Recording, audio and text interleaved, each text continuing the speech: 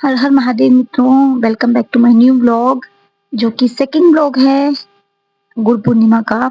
तो हम आ चुके थे हर की पहाड़ी पे जहां हमने स्नान करा था और आप देख सकते हैं यहाँ पे कावड़ी का कितना ही ज्यादा रश था। बहुत ज्यादा रश था, भीड़ ही भीड़ थी। और फिर उसके बाद हम पहुंचे गंगा स्नान करने के लिए और ये साहिब यहाँ पे बहुत सारी डुबकियां लगाई और मैंने भी डुबकियां लगाई।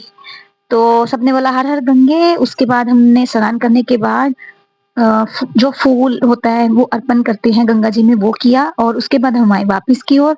और ये पूर्णिमा का स्नान बहुत ही शुभ माना जाता है।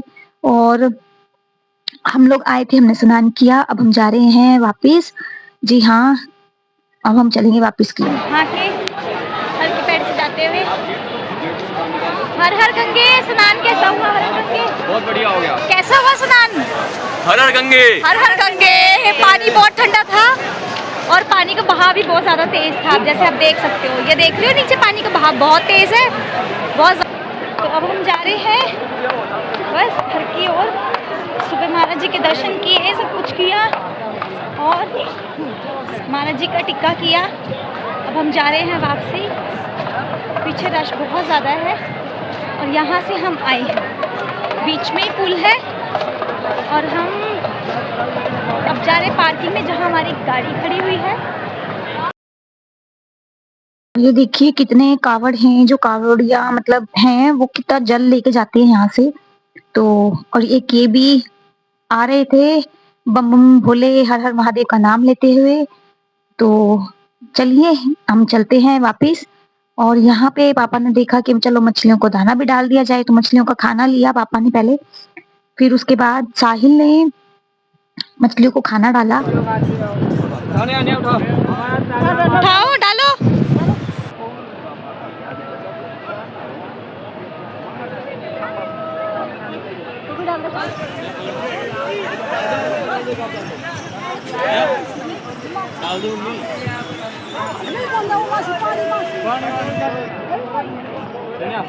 डाल तू, डाल पे हाथ लगाओगा।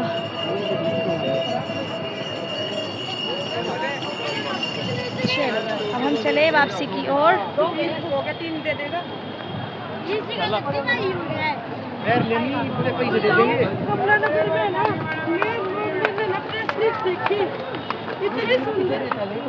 पानी का बहाव देख रहे हैं हम, देखो पानी का बहाव। और रास्ते में जाते हुए मैंने बहुत सारे कावड़ जो थे देखे। तो इस परंपरा के पीछे समुद्र मंथन की कथा जुड़ी है। कहा जाता है कि समुद्र मंथन से जब विष निकला था तो भगवान शिव ने अपने कंठ में उसे धारण किया, जिससे उनका कंठ जो था नीला हो गया और वो नीलकंठ कहलाए। परंपरा में गंगा जल को शिवलिंग पर अर्पित करके इसी भक्ति से जोड़ा जाता है। और जब कावड़ आप उठाते हैं तो कहते हैं कावड़ को उठाने के लिए बहुत सारे नियम जो हैं आपको फॉलो करने होते हैं। तो आपको सात्विक भोजन खाना होता है, आपको जो है अपनी वाणी पे नियंत्रण रखना होता है और यही चलते अनुसार आपको कावड़ जो है उठाना होता है। और जब हम आ रहे थे तो रास्ते में मैंने क्या देखा, तो आइए आप भी देखिए। जी हाँ, और ये थे 6 करोड़ की कार पे बाबा को बिठाया हुआ था। पहले तो मुझे शौक लगा, फिर मैंने मुड़ के देखा तो हाँ सच में ऐसा था। तो कहते हैं ये भक्ति करने का ना एक जरिया है कि बाबा के प्रति अपनी श्रद्धा, अपनी भक्ति को दर्शाने का एक जरिया है। ये देखिए ये लोग कावड़ कैसे लेके जा रही थी, इतनी धूप इतनी गर्मी थी ना उस टाइम पे जब हम गए थे, बहुत ज्यादा धूप गर्मी थी। ये देखिए मुझे लगा कि सिर्फ लड़के ही कावड़ उठाते हैं, नहीं तो मैं यहाँ गलत थी।